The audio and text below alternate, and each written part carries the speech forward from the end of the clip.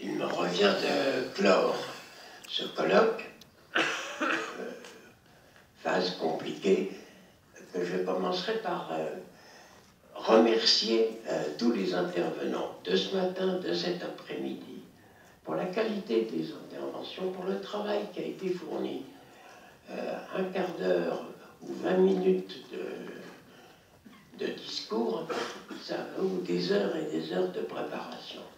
Donc, merci à ceux de cet après-midi, merci à ceux de ce matin.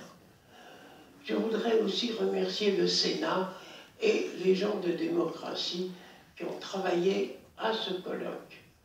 Et ce n'était pas si facile que ça, pendu au téléphone, en train d'appeler l'un, en train d'appeler l'autre, et le travail n'est pas terminé, puisqu'il va y avoir des actes, et je vois, je pressens, je sais ce que va être ce travail pour obtenir des différents intervenants, eh bien, le compte rendu écrit de leur intervention, de manière à ce que ça apparaisse dans les actes.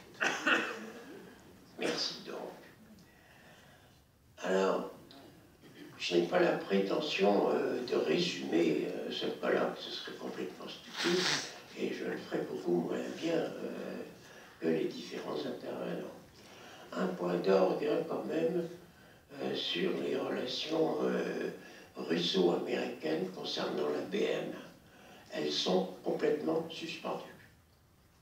On ne dit pas rompues en termes diplomatiques, on suspend. Alors, elles ont été suspendues en juillet au niveau présidentiel, c'est-à-dire Obama-Poutine. Ils ont remis sine die l'un après l'autre la rencontre qu'ils devaient avoir sur ce sujet. Elles sont suspendues au niveau de l'OTAN par décret présidentiel russe annulant les décrets présidentiels précédents qui envoyaient 2 envoyés auprès de l'OTAN. Les envoyés ont été rappelés. Donc, c'est fini. Maintenant, en politique comme en stratégie, il ne faut jamais dire jamais. On verra bien. L'ABM est une nouvelle arme qui apparaît maintenant. C'est une arme nouvelle, mais qui a été préparée depuis longtemps. Alors là, je partage tout à fait avec Jacques Miard et avec d'autres ma méfiance à l'égard des Américains. Ce qui me rend plus facile de leur envoyer un coup de chapeau. En effet, la guerre n'était pas terminée, que les Américains se sont mis au travail pour avoir une arme antimissile. Les Américains ont été alertés par les V2 allemands. V pour Vergeltung, représailles, vengeance. Alors, ils ont été immédiatement alertés. Il y a eu quelque chose comme 2000 V2, 2-3000 V2 envoyés, tant sur Londres que sur Anvers et sur d'autres villes. Les Américains ont été immédiatement alertés, et c'est l'US Army, en juillet 1944. Je répète, la guerre non encore terminée, la guerre contre le Japon, c'est l'US Army qui a lancé les premières recherches sur une arme antimissile.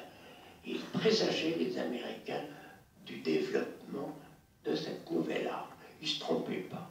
Et nous en avons à l'heure actuelle la meilleure preuve.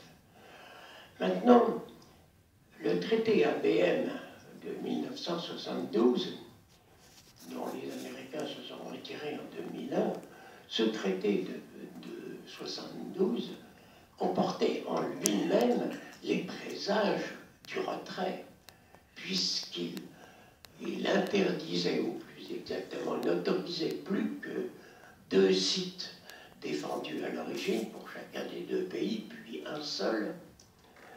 Mais en aucun cas la recherche n'était interdite. Alors ce serait jouer d'une hypocrisie fantastique que de croire que ce traité ABM a été embrassons-nous Folleville, tout va très bien, et désormais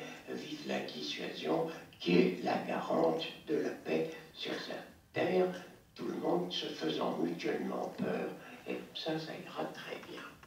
Eh bien non, ça n'irait pas très bien, puisque la recherche a été poursuivie. Alors on aboutit à deux sortes de grands systèmes, mais qui sont complémentaires. Hein. C'est l'ABM, la défense antimissile de territoire, qui n'est en possession à l'heure actuelle que des seuls Américains et des Russes, pour une part, mais d'une façon moins achevée, et la défense de théâtre, on peut schématiser en disant qu'elle est ponctuelle. Alors la défense américaine comprend plusieurs sites en Alaska et en Dakota du Nord. Au total, ces deux sites comprennent 126 unités de tir. Les Américains appellent des GPI, pour Ground Based Interceptor, et ils viennent d'allonger de 15 sites supplémentaires du fait de la nucléarisation avérée maintenant de la Corée du Nord. En même temps, ils ont augmenté le nombre de leurs missiles de théâtre, les patriotes. Les Japonais les secondent très activement dans cette voie. C'est une caractéristique des Américains. Leurs sites de défense du territoire ont eu des avatars, et plusieurs avatars. Même à un moment donné, le programme a été arrêté, et puis il a repris, et il reprend. Les Américains sont opiniâtres, et ils veulent poursuivre. Alors, comme il a été dit, ils défendent leurs intérêts au risque de piétiner ceux des autres. Alors là, sans vergogne, l'oncle Sam, de ce côté-là, avec sa barbichette brandie, et d'une rectitude absolue. Hein. God save America, et les autres, vous pouvez crever si ça vous intéresse. Autrement, vous n'avez qu'à vivre, mais pas vous-même. Bon, au total, c'est une optique, le tout, c'est de le savoir. Alors, la grande controverse a été faite sur la défense antimissile. Est-elle complémentaire ou est-elle supplémentaire par rapport à l'arme nucléaire? Ruine-t-elle ou ne ruine-t-elle pas la décision? Alors, en premier lieu, je dirais que la controverse n'a pas lieu d'être, elle est absurde. Très simplement parce que l'ABM, la défense antimissile, existe. Elle existe, et puis c'est tout, on ne la désinventera pas. On n'a jamais désinventé une arme. Il m'arrive assez souvent de rappeler au deuxième concile de Latran, on a interdit, la papauté a interdit, sous peine d'excommunication, l'usage de l'arbalète comme arme démoniaque. Oui, pourquoi pas, hein.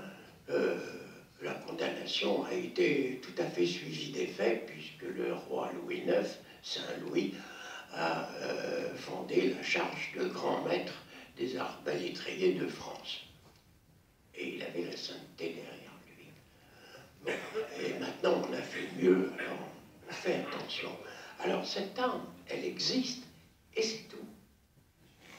Alors, moi, je la vois beaucoup plus comme complémentaire. On est obligé, dès que l'on pense dissuasion, on est obligé de penser première frappe, deuxième frappe. Première frappe, hein, qui a l'initiative, la deuxième frappe, alors elle vient renforcer la première, ou plus exactement, elle arrive en représailles. Alors jusqu'à présent, c'est une lutte virtuelle. Personne n'a joué à ça.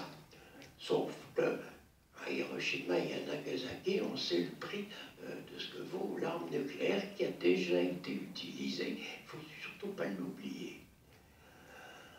Alors, l'arme, l'antimissile, au mieux, amoindrit la frappe et permet, dans le cas d'une première frappe, opérée, exercée en antiforce, c'est-à-dire en destruction du potentiel nucléaire adverse, ben, elle amoindrit cette frappe et elle permet la riposte. Donc, dans ce sens, et il n'y en a pas d'autre, elle renforce la dissuasion. Elle renforce ce que nous appelons dissuasion et ce que les Allemands et les Russes emploient le même vocabulaire, c'est-à-dire l'inspiration la plus forte de l'épouvante. Terme allemand, Abschreckung, terme russe, Ustraszenie. Pareil, hein, ça se traduit de la même manière. Très difficile à traduire en français. Hein. Épouvanté au maximum. Alors cette arme, eh bien, voilà, elle existe. Et il n'est pas question de la nier. C'est absurde. Le général Aranoux a rappelé la question de la cohérence du système, c'est-à-dire très exactement de l'alerte précoce ou de l'alerte avancée. Et il a rappelé que cette alerte avancée, c'est le système MUSIS français, ne se retrouvait pas dans la loi de programmation. Alors là, il y a un trou, et il est béant. Alors, ce n'est pas la peine de parler de contrôle politique ou quoi que ce soit lorsqu'il y a un trou dans la séquence d'emploi de cette arme. C'est comme une chaîne, un maillon saute, et ben, la chaîne ne sert plus à rien. Et c'est le cas. Alors, il faut combler ce trou, et il n'y a pas d'autre moyen que de rétablir cela dans une prochaine loi de programmation ou de réformer cette loi de programmation en elle-même. J'en ai terminé. Je voudrais insister sur un point quand même encore. L'arme, l'antimissile de théâtre, fait que maintenant, avec la propagation et la prolifération des missiles à terre, en manœuvre au niveau tactique, une force quelconque qui est opposée à un pays doté de cette capacité missilière, eh bien, ce pays est rayé de la carte s'il n'a pas d'ABM, s'il n'a pas de défense. Pour parler plus simplement, au niveau tactique, on appelle ça un GTIA, un groupe tactique interarmé, chose comme 2 à 3 000 hommes. C'est l'unité de manœuvre, elle peut être blindée à composante, etc., mais qu'importe. Si cette unité intervient sans défense ABM, c'est le massacre, c'est la boucherie. Sans la boucherie. C'est pas la peine d'avoir un GTIA si on n'a pas de quoi le défendre contre la menace des missiles. Et il en est... si cela est, on en est ramené à 1940, hein, où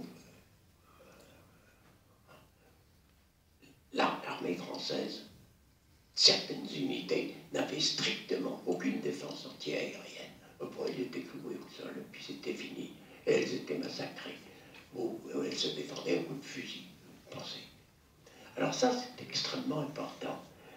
L'ABM, la DAMB de théâtre, est devenue une composante absolument essentielle, absolument première d'une force au sol. Et l'homme, ben, vit au sol. Hein. Il n'est pas poisson, il n'est pas oiseau. Hein. C'est au sol qu'il vit et c'est au sol qu'on l'enterre. Et c'est même au sol qu'il naît d'ailleurs. Cette arme, à tous les niveaux, est appelée à s'étendre. Alors, on l'a assez rappelé là, aujourd'hui, au niveau industriel, il y a tout un savoir-faire avec des retombées extrêmes. Et les retombées de la recherche en matière antimissile favorisent bien sûr la conquête spatiale et vice-versa réciproquement. Cela forme un tout. Nous voyons très bien se dessiner maintenant les contours des puissances avec leur défense antimissile. Les États-Unis, qui, je le rappelle, depuis la déclaration du président Obama, le 5 janvier de l'an dernier, ont basculé sur le Pacifique. Alors, la bascule est nette. Il n'y a plus un seul porte-avions méditerranéen. Il n'y a plus un seul char de combat américain en Europe. Tout ça est parti ou aux États-Unis ou aller renforcer les troupes américaines qui, elles, n'ont pas diminué en nombre en Asie. Bon, alors, à moins de faire preuve d'une cécité extraordinaire, cela veut dire dans quelle région du monde les Américains portent leur effort. Et bien entendu, l'ABM suit. L'ABM de théâtre, on a parlé, 28 bâtiments à Aegis avec le missile Raytheon SM-3, SM pour Standard Missile, troisième de la génération. Bon, il va y en avoir d'autres et d'autres encore de génération. La recherche et la perfection de ce côté-là ne sont pas atteintes et ne risquent pas d'être atteintes. Je terminerai en disant, c'est une nouvelle arme. Il faut la prendre en compte en tant que nouvelle arme et ne pas gloser ou chercher midi à 14 heures. C'est une nouvelle arme qui entre dans la panoplie des systèmes d'armes qui existent sur la Terre. Des systèmes d'armes ont disparu, des systèmes d'armes sont apparus. Ceux qui ont disparu ont disparu par obsolescence. L'exemple type, c'est l'arbalète. On peut encore en trouver beaucoup plus. Et il y en a, ça commence par la fronde, et peut-être même le lance-pierre. Et d'autres apparaissent. Eh bien, l'ABM vient d'apparaître, c'est un nouveau système d'armes, et il n'a pas fini de se développer. Je vous remercie.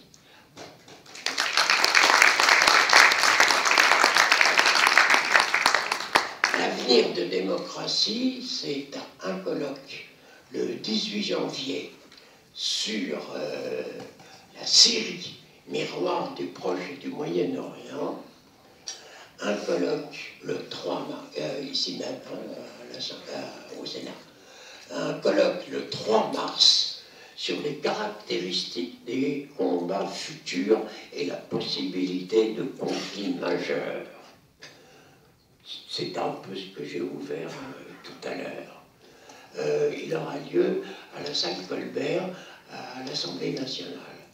Et après, on verra. Bonsoir.